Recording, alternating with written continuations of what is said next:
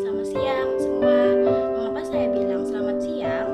Karena saya buat video ini pada siang hari.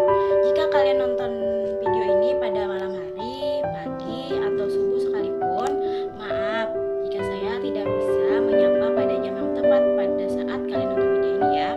Oke, kalian tidak perlu memusingkan apakah saya bilang selamat siang, selamat pagi, selamat apalah itu.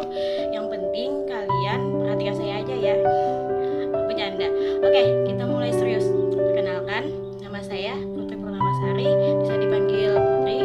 Nomor absen saya 49, NIM 18 10 12 1253 214. Oke, matkulnya adalah media dan teknologi pembelajaran.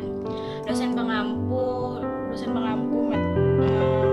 ini adalah Ibu Nur Hafizah dan Bapak Asrani. Tujuan mengapa sih saya buat video ini? Apa sih tujuannya? Tujuannya adalah untuk memenuhi tugas akhir dari media dan teknologi pembelajaran. Sudah cukup perkenalan dari saya. Kalian tidak perlu bertanya tentang status atau dan lain-lain, itu semua tidak penting. Yang penting itu adalah kamu bisa menerima aku apa adanya. Salah. Yang penting adalah kalian memahami materi apa saja yang akan saya sampaikan nanti. Oke, kita masuk ke pembahasan materi. Oh ya, sebelum kita masuk dalam pembahasan materi, apakah kalian tahu materi apa yang akan saya jelaskan hari ini? Ada yang mau jawab?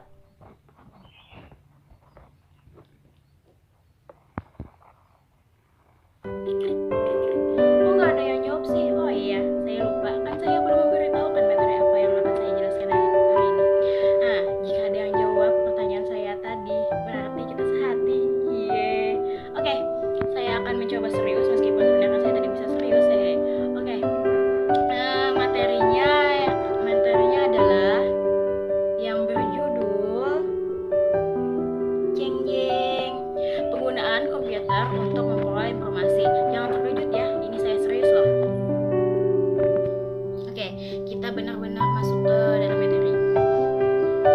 Oke, materinya adalah kita dari awal kita akan membahas dulu tentang pengertian komputer dan ilmu komputer. Oke, yang pertama saya akan menjelaskan dulu pengertian komputer itu sendiri. Nah, komputer adalah alat yang dipakai untuk mengelola data. Menurut produser yang telah dirumuskan, kata komputer semula dipergunakan untuk menggambarkan orang yang bekerja dalam bidang perhitungan aritmatika dengan atau tanpa alat bantu, tapi arti itu kemudian dipindahkan kepada mesin itu sendiri. Nah, asal mulanya pengelolaan informasi hampir eksklusif berhubungan dengan masalah aritmatika saja.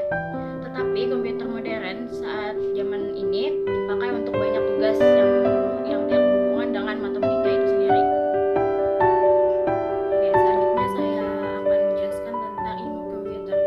Secara umum, ilmu ini diartikan sebagai ilmu yang mempelajari baik tentang komputer itu sendiri, lalu perangkat kerasnya hardware, maupun perangkat lunak yang ada di komputer itu sendiri, software. Oke, saya tadi sudah menjelaskan tentang pengertian komputer itu, lalu pengertian ilmu tentang komputer. Saya harapkan kalian semua bisa sedikitlah mengambil kesimpulan atau juga dapat memiliki pemikiran bisa membedakan antara pengertian komputer dan ilmu komputer sendiri. Nah, pada saat ini komputer dan piranti pendukungnya telah masuk dalam setiap aspek kehidupan. Dalam pekerjaan, komputer yang ada sekarang memiliki kemampuan yang lebih dari sekedar penghitungan matematika biasa saja.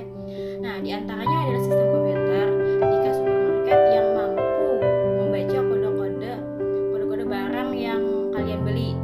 Kalian pernah ke supermarket kan, yang kalian bayar barang-barangnya pasti di sensor dulu.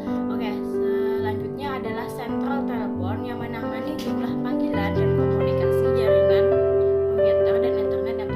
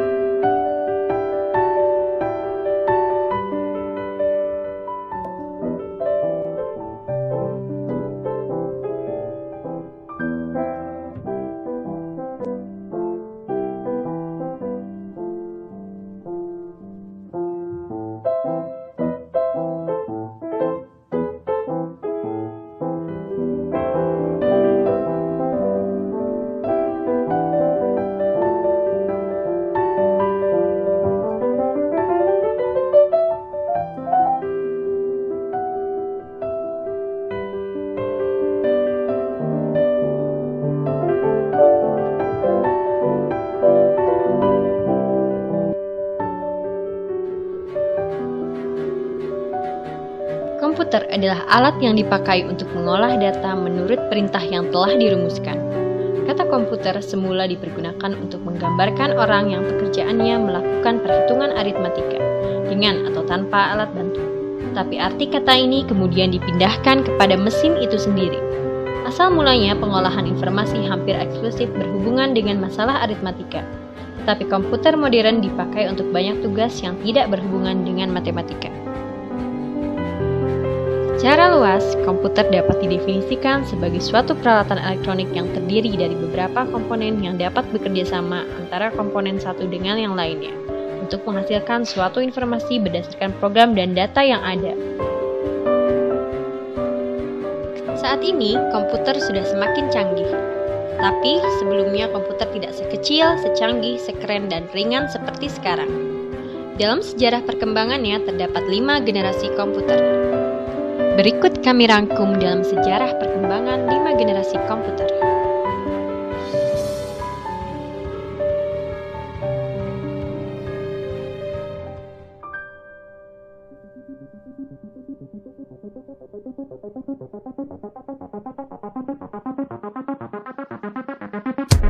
Konrad Zuse, seorang insinyur Jerman, membangun sebuah komputer Z3 untuk mendesain pesawat terbang dan peluru kendali. Pihak sekutu juga membuat kemajuan lain dalam pengembangan komputer.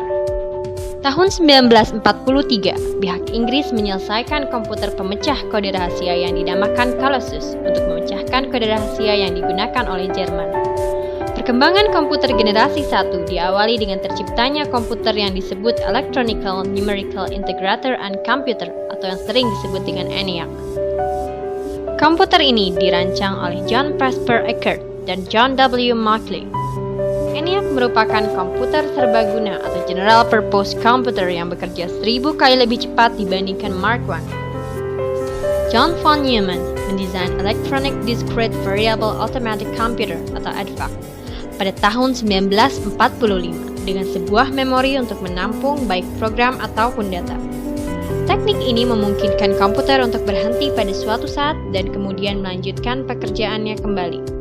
Kunci utama arsitektur von Neumann adalah unit pemrosesan sentral atau Central Processor Unit, yang memungkinkan seluruh fungsi komputer dikoordinasikan melalui satu sumber tunggal. Tahun 1951, UNIVAC One atau Universal Automatic Computer One yang dibuat oleh Remington Rand menjadi komputer komersial pertama yang memanfaatkan model arsitektur von Neumann. This is the face of a UNIVAC. A UNIVAC is a fabulous electronic machine which we have borrowed to help us. Beberapa komputer yang termasuk komputer generasi pertama adalah EDSAC, ACI, SIC, Harvard Mark II, Harvard Mark III, dan UNIVAC.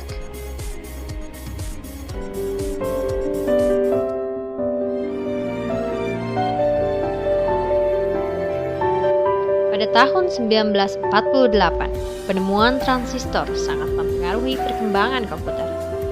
Transistor menggantikan tube vakum di televisi, radio, dan komputer. Akibatnya, ukuran mesin-mesin elektrik berkurang drastis. Benda ini ditemukan oleh para penemu di Laboratories of Bell Telephone oleh John Bardeen, Walter Brattain, dan William Shockley. Transistor mulai digunakan di dalam komputer mulai pada tahun 1956.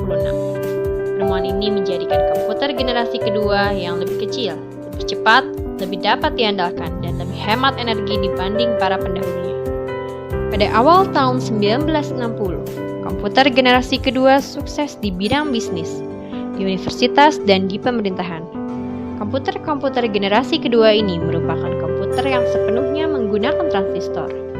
Mereka juga memiliki komponen-komponen yang dapat diasosiasikan dengan komputer pada saat ini, seperti printer, penyimpanan dalam disket, memori, sistem operasi, dan program. Komputer generasi kedua menggantikan bahasa mesin dengan bahasa assembly, atau bahasa yang menggunakan singkatan-singkatan untuk menggantikan kode biner. Beberapa bahasa pemrograman mulai bermunculan pada saat itu. Bahasa pemrograman Common Business Oriented Language atau COBOL dan formula translator atau Fortran mulai umum digunakan. Bahasa pemrograman ini menggantikan kode mesin yang rumit dengan kata-kata, kalimat, dan formula matematika yang lebih mudah dipahami oleh manusia. Hal ini memudahkan seseorang untuk memprogram dan mengatur komputer. Berbagai macam karir baru bermunculan, seperti programmer, analis sistem, dan ahli sistem komputer. Industri piranti lunak juga mulai bermunculan dan berkembang pada masa komputer generasi kedua.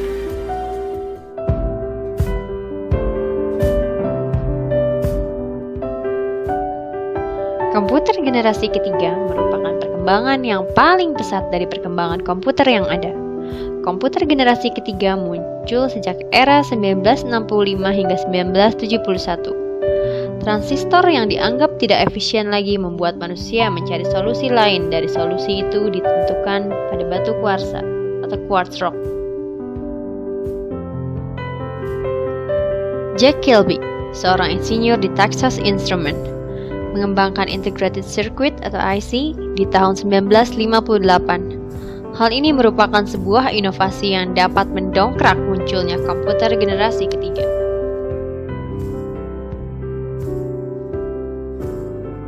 IC dapat mengkombinasikan 3 komponen elektronik dalam sebuah piringan silikon yang kecil terbuat dari pasir kuarsa.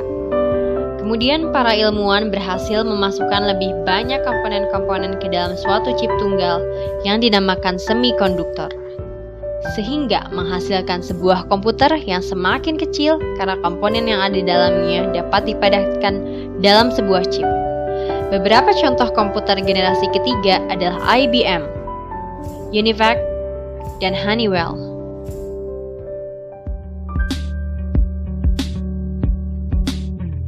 Setelah IC, tujuan pengembangan menjadi lebih jelas, mengecilkan ukuran sirkuit dan komponen-komponen elektrik.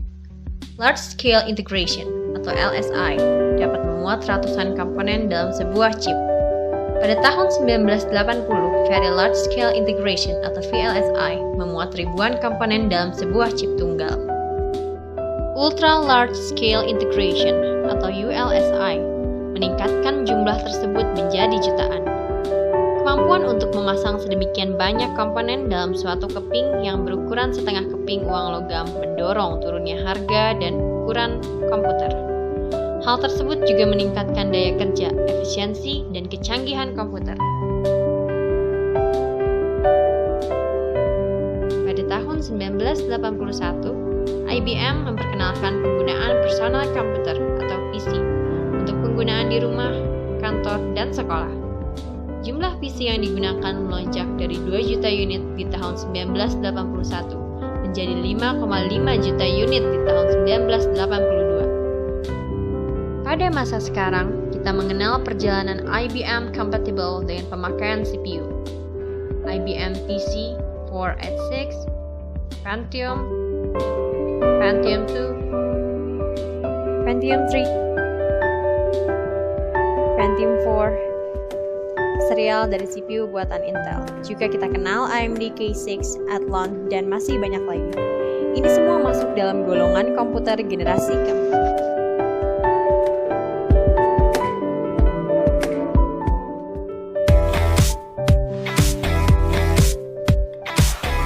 Mendefinisikan komputer generasi 5 menjadi cukup sulit karena tahap ini masihlah sangat muda. Contoh imajinatif komputer generasi kelima adalah komputer fiksi HAL 9000 dari novel karya Arthur C. Clarke berjudul 2001: Space Odyssey.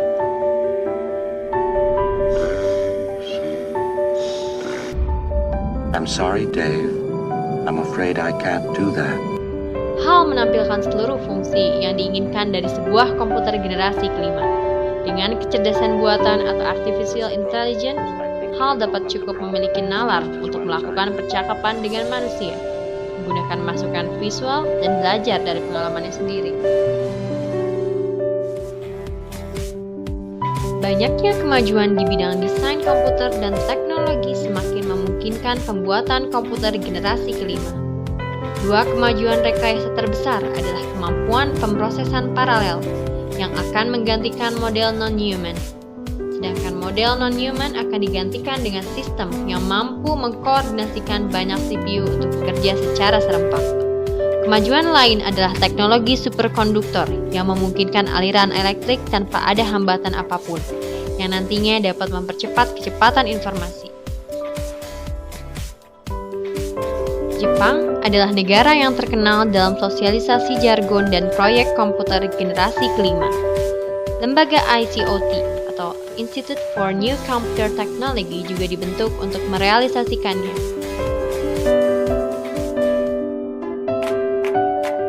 Demikianlah penjelasan mengenai sejarah perkembangan komputer.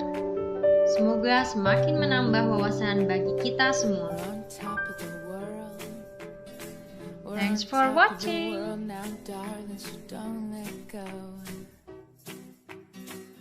I call you mine? So can I call you mine now? Darling, for a lifetime. My heart finally trusts my mind, and I know somehow it's right. And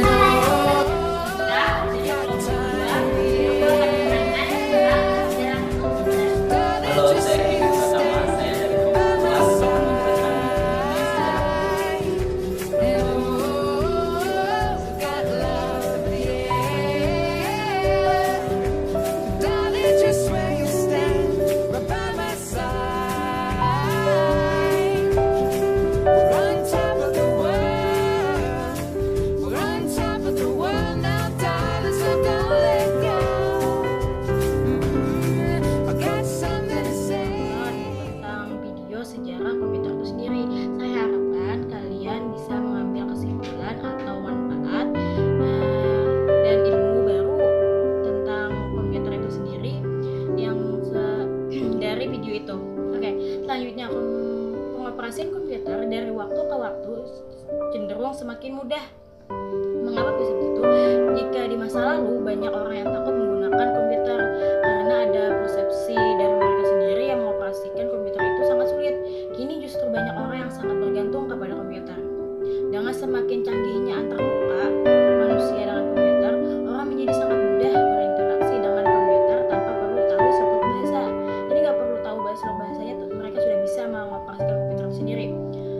Komputer yang mendasari operasi kemudahan antarmuka komputer dan manusia juga memahami mengimplementasikan sistem informasi yang memberikan kebebasan pemakai untuk mengatur sendiri format informasi yang mereka perlukan. Jadi dengan komputer itu apapun informasi yang ingin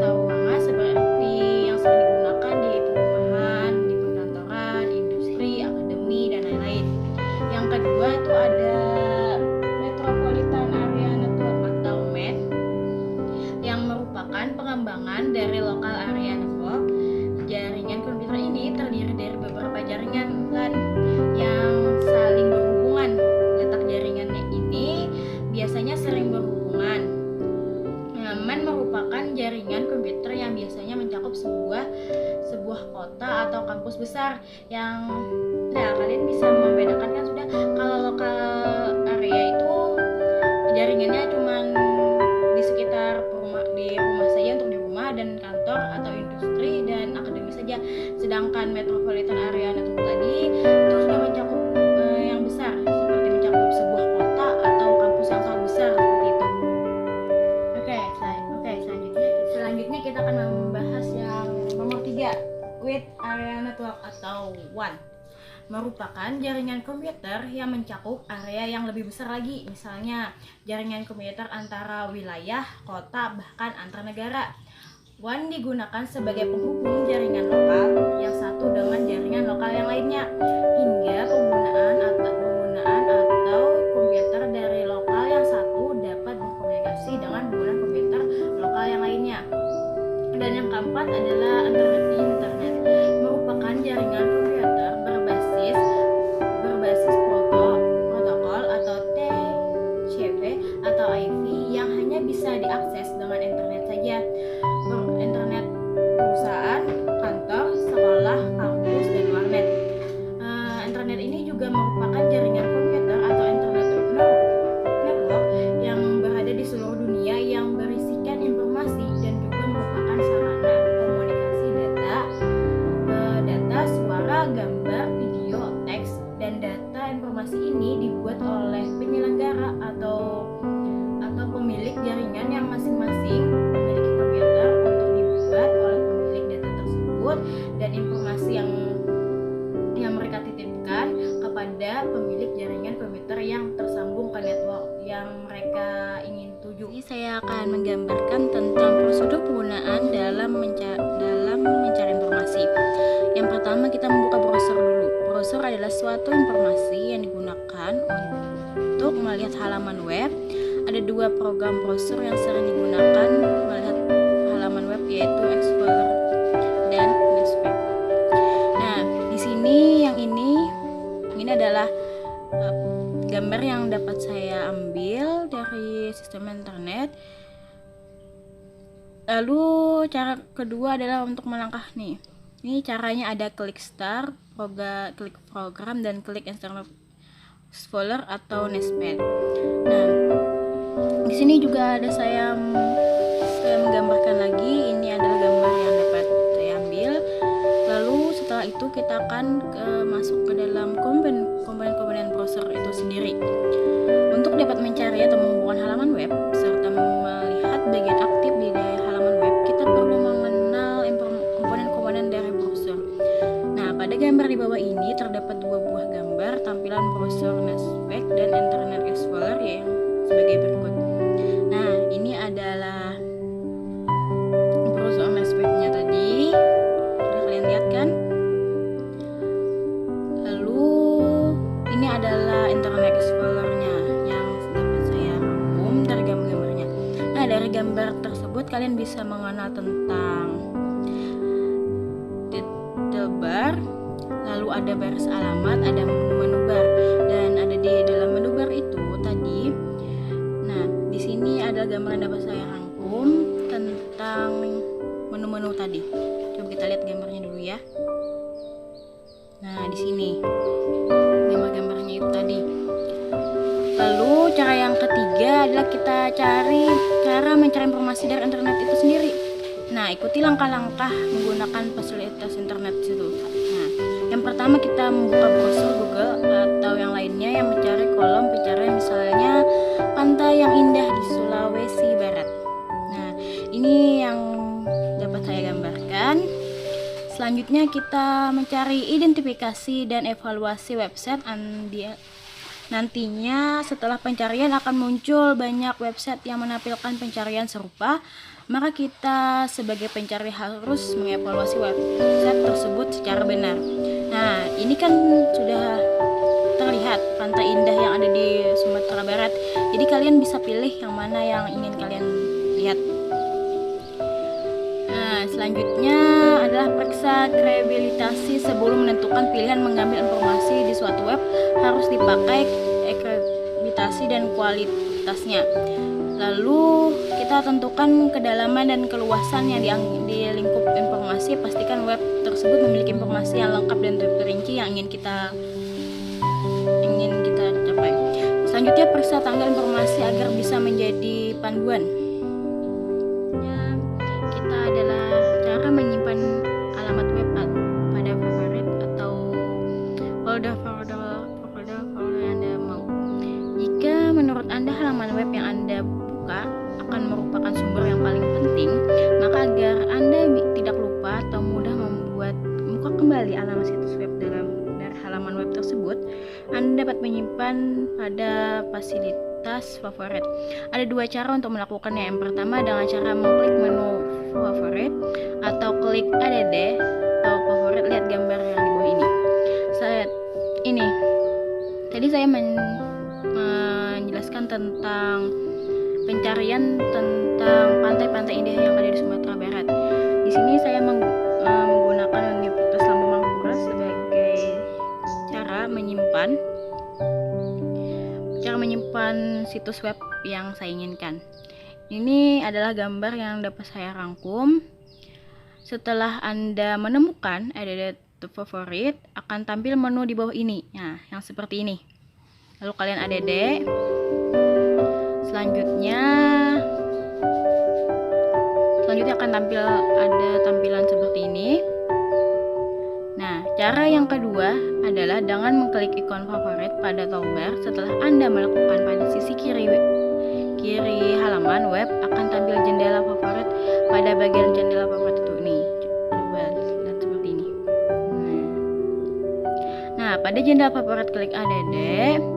Kemudian akan tampil kotak dialog add favorit untuk menyimpan alamat di dalam satu direktori, baik di harddisk atau disket. Pada kotak dialog add favorit klik seri. Nah, pada tampilan kontak dialog yang sama dengan tambahan pilihan direktori akan ditempatkan alamat web yang Anda butuhkan. Setelah direktori tampilan, pilih folder atau subfolder yang Anda inginkan sebagai tempat penyimpan file situs web. Klik new folder dan diisikan nama situs yang Anda akan simpan dalam direktori yang telah Anda pilih pada kotak dialog tampilan. Setelah Anda isikan nama pada folder tersebut, misalnya saya menggunakan nama PGSD. Setelah itu klik. Setelah diklik maka akan tersimpan. Nah, kita sudah ke ujung acara atau ujung materi yang akan saya tutup. Oke, terima kasih yang sudah mau nonton. Maaf jika saya nyanyi tadi membuat sakit telinga atau apa itu, maka lewati saja, oke? Saya harap video saya dapat bermanfaat bagi kalian, dan oke, selamat siang semua.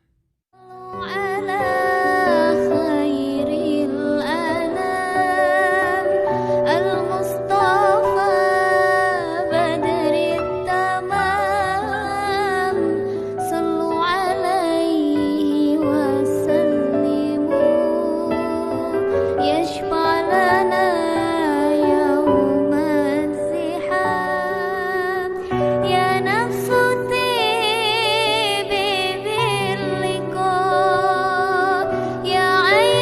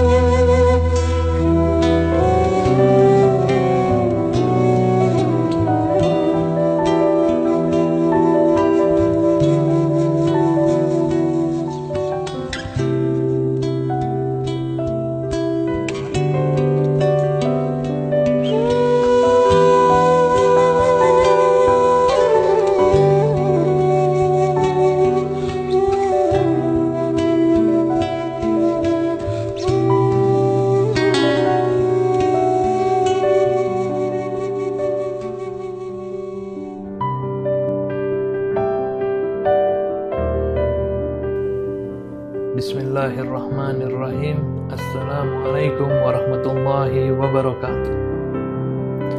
Banyak orang-orang yang totalitas dan sangat sibuk, bahkan sampai kerja lembur, susah payah, banting tulang, dan memeras keringat untuk mendapatkan rezeki yang berlimpah.